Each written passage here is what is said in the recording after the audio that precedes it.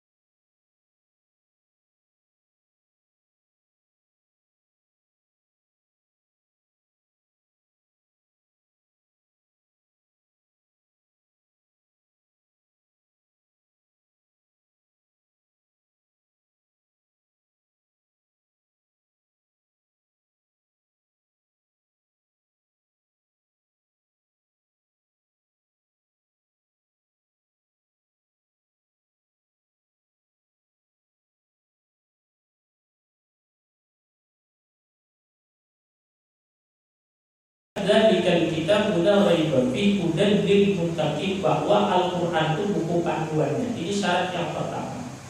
Ya, saya ulang lagi, orang yang bertakwa syarat yang pertama dia harus dekat dengan Al-Qur'an, dia kemudian harus menjadikan Al-Qur'an sebagai panduannya. Membimbing, ini loh panduannya Ramadan turun Al-Qur'an. Maka itu selesai Ramadan, Al-Qur'annya jangan ditinggal. Nggak mungkin kita bisa jadi orang yang bertakwa kalau Al-Qur'an kita tinggal, karena Allah sebelum menceritakan orang yang bertakwa, Allah sudah nyatakan dzalikal kitab la raiba fihi hudan lil muttaqin, bahwa Al-Qur'an itu buku panduannya. Ini syarat yang pertama. Ya, saya ulang lagi, orang yang bertakwa syarat yang pertama dia harus dekat dengan Al-Qur'an, dia kemudian harus menjadikan Al-Qur'an sebagai panduannya. Itu yang pertama. Hudan lil muttaqin alladzina yu'minuna bil ghaib, yaitu mereka yang beriman, ayyusaddiquna, yang membenarkan dengan sesuatu yang gaib. Nah, yang kedua, takwa itu pertama buku panduannya yang kedua alladzina yu'minuna bil ghaib, orang yang beriman kepada hal yang gaib, yang tidak dia lihat secara langsung, misalnya akhirat, dia beriman dengan alam barzakh, dia beriman dengan Allah, termasuk hal yang gaib. Yang kedua adalah orang takwa itu modalnya iman. Satu, takwa itu panduannya Al-Qur'an. Yang kedua, orang takwa itu kata Allah modalnya adalah iman. Kayak apa aja orang baiknya, kayak apa aja bahasanya orang itu dermawannya, kalau dia orang kafir bisa nggak takwa? Iya kan? Nyumbang tiap tahun kurban sapi gede-gede nyumbang, tapi kemudian minta maaf nih, orangnya kemudian nggak beriman. Bisa nggak dikatakan orang yang bertakwa? Nggak mungkin. Kenapa? Takwa itu modalnya iman. Allah sudah sebut. Jadi yang pertama takwa itu panduannya Al-Qur'an. Kalau orang takwa nggak pakai Al-Qur'an, nggak jadikan Al-Qur'an panduan, dia nggak akan sampai kepada takwa. Yang kedua, orang takwa itu modalnya iman. Orangnya luar biasa, baiknya luar biasa, kemudian sosialnya luar biasa. Tapi ketika dia kemudian tidak beriman kepada Allah, tidak beriman kepada Nabi Muhammad SAW, maka tidak akan ada dia istilah orang yang bertakwa. Pertanyaannya, di dalam diri kita ada iman? Alhamdulillah. Kita jadi orang yang artinya apa sih? Ada mau? Kita sudah punya iman, kita sudah punya mau. Kemudian orang takwa modalnya iman, maka itu yang dipanggil puasa siapa? Ya ayyuhalladzina, hai orang beriman, kamu udah punya modal kata Allah. Kalau Allah ngomong model bahasa kita, tapi mustahil. Ya ayyuhalladzina amanu, orang beriman, ini modalmu udah ada, kemudian modalmu udah sangat luar biasa. Kemudian kutiba alaikumusiyam, sekarang kembangkan modalmu, apa namanya? Ini puasa, kemudian supaya apa? La'allakum tattaqun. Jangan sampai kata Allah modalnya habis, kemudian ayo puasa. Nah, setelah puasa kemudian iman modalnya ada. Yang ketiga, kemudian orang bertakwa itu syaratnya dia jaga hubungan dengan Allah dengan cara apa? Sholat. Ketika orang sudah tidak sholat, maka dia sudah tidak punya hubungan dengan Allah. Dikatakan as-salatu silatun bainal 'abdi wa rabbih, kata Nabi Muhammad SAW. Salat itu hubungan kita dengan apa? Salat itu adalah hubungan seorang hamba dengan Tuhannya. Kayak apapun kondisinya salat, apapun keadaan kita jangan sampai tidak salat. Maka lihat bulan Ramadan, Masya Allah, bulan Ramadan kemudian masjid penuh, alhamdulillah. Sholat sunnahnya banyak. Paling berasa nanti Pak setelah Idul Fitri, hari pertama Idul Fitri itu terasa orang masjid, apalagi subuhnya. Biasanya Masya Allah subuh, kemudian hampir mirip dengan Jumatan. Biasanya begitu selesai Lebaran, subuhnya itu kemudian Masya Allah, ini yang ada tengok kanan, tengok kiri, gak ketemu manusia. Rupanya mereka sudah menyatakan pensiun ke masjid subuh. Kenapa? Karena Ramadan selesai. Dan begitu kata Allah, kalau mau tujuan puasa takwa tadi dapat, sholatnya tetap jaga, Al-Qur'annya tetap jaga. Sudah jelas? Saya ulang lagi. Kalau mau takwa, panduannya, modalnya, hubungan dengan Allah. Tapi cukup gak cuma hubungan dengan Allah saja? Kita hidup sesama baik. Allah luar biasa, maha sempurna Allah. Ketika Allah mengatakan bahwa bahasanya nih, kalau mau takwa jaga hubungan dong dengan aku. Gimana caranya? Sholat. Ya Allah, saya kan bukan hanya dengan engkau, saya punya tetangga, saya punya ini, saya punya kawan, ada hubungan hablum minannas. Kemudian bagaimana caranya? Orang yang bertakwa bukan hanya sholat, alladzina yuqimuna sholata wa yunfiquna wa mimma razaqnahum, dan sebagian dari rezeki mereka nafkahkan di jalan Allah. Ini hablum minan nas. Coba hebatnya Allah. Soleh orangnya, rajin sholat, takwalah, belum tentu sempurna takwanya. Apa yang menyempurnakan takwanya? Yang keempat adalah wa mimma razaqnahum yunfiqun. Dia punya rezeki, dia ingat saudaranya, dia ingat kiri kanannya, dia ingat orang yang gak mampu. Maka itu adalah hablum minan. Kurang apa Allah kasih tuntunan ke kita? Saya selalu ulang-ulang, mudah-mudahan diingat, benar-benar diperhatikan. Kalau memang mau jadi orang yang bertakwa, sama-sama kita berusaha. Satu, jadikan Al-Quran pedoman. Dua, jaga modal iman. Yang ketiga, jaga hubungan dengan Allah melalui apa? Sholat. Yang keempat, hubungan dengan sesama manusia dengan apa? Ingat selalu di otak kita, setiap rezeki kita di situ ada hak orang lain. Wa mimma di situ adalah asalnya mimma itu tulisannya min sama ma. Lalu kemudian nunnya ini diidghamkan ke mim, maka jadi mimma. Mimma itu kalau di Al-Quran bisa coba lihat nanti. Mim alif. Jadi mim alif, mimma. Asalnya itu pada tulisannya mim nun mim ma. Nah, lalu kemudian nunnya ini diidghamkan, jadi tulisannya nunnya hilang jadi mimma. Min di situ maknanya ba'dun min kulli. Kata ulama ahli bahasa, arti ba'dun min kulli itu sebagian. Mimma, sebagian dari apa razaqnahum yang telah kami berikan kepada kalian, kepada mereka.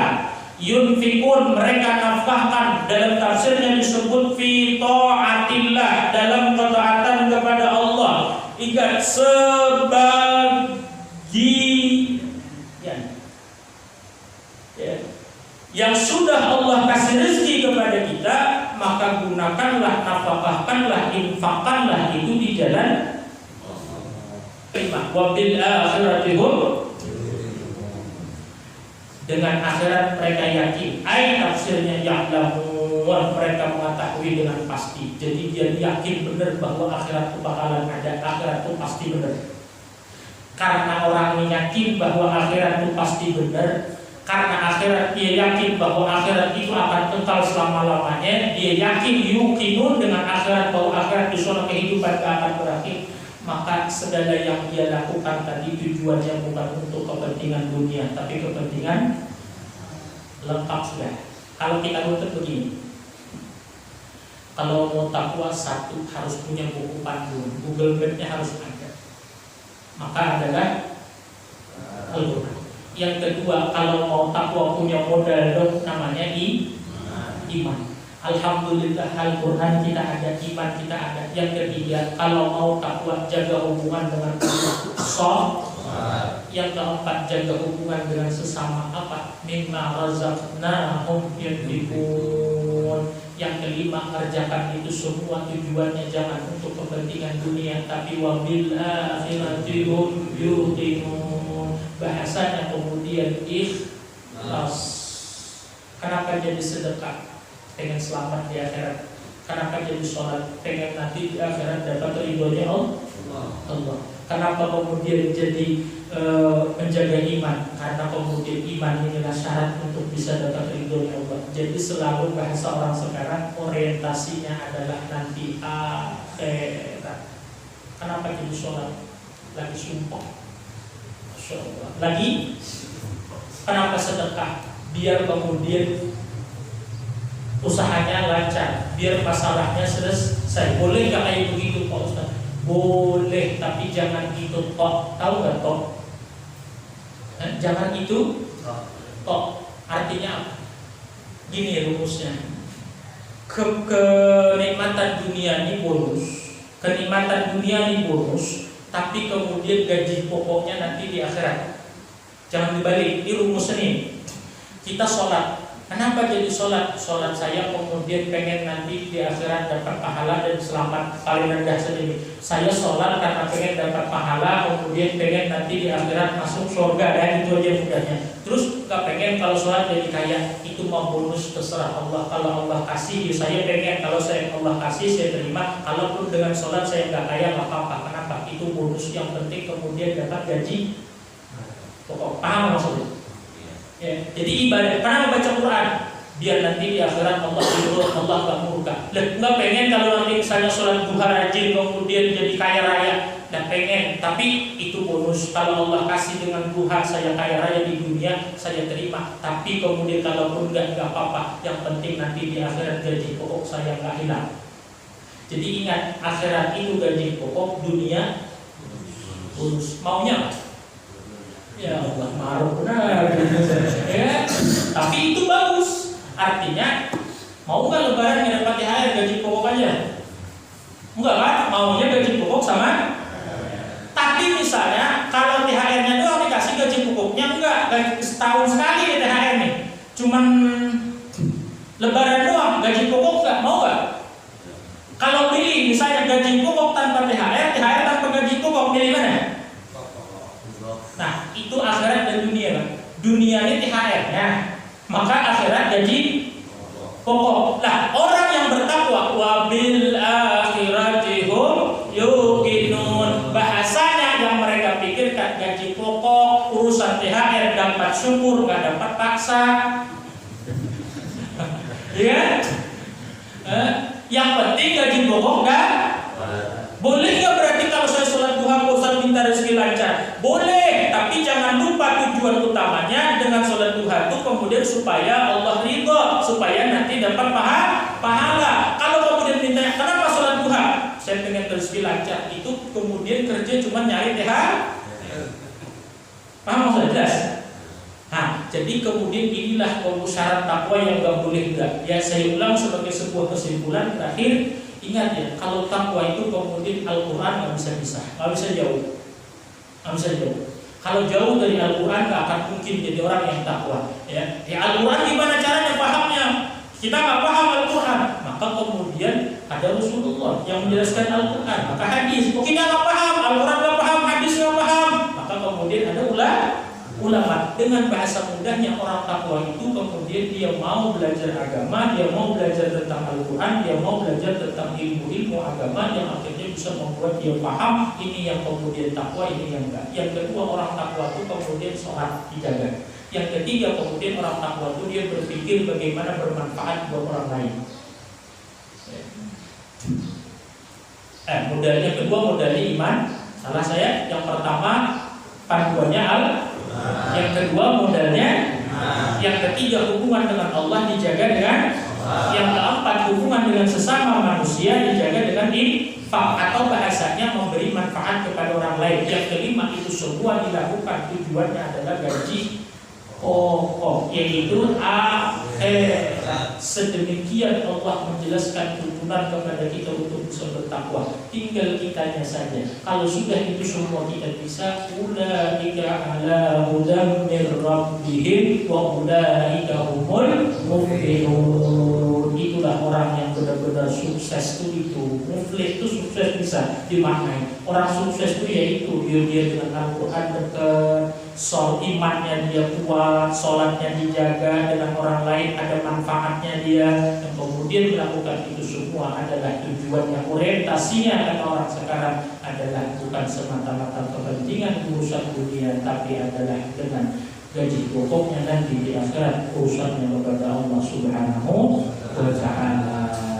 Mudah-mudahan dengan kita belajar ini, maka kita bisa mengambil ibrah dari puasa kita di bulan Ramadan, bahwa selesai puasa maka tugas kita belum selesai. Kita masih punya perjuangan apa? Meneruskan Ramadan untuk menjadi orang yang bertakwa. Semoga Allah Subhanahu wa Ta'ala jadikan Ramadan kita tahun ini adalah Ramadan yang benar-benar membuat kita masuk ke dalam golongan muttaqin, atau golongan orang-orang yang bertakwa yang Allah sebutkan sebagai orang-orang yang beruntung. Mudah-mudahan kita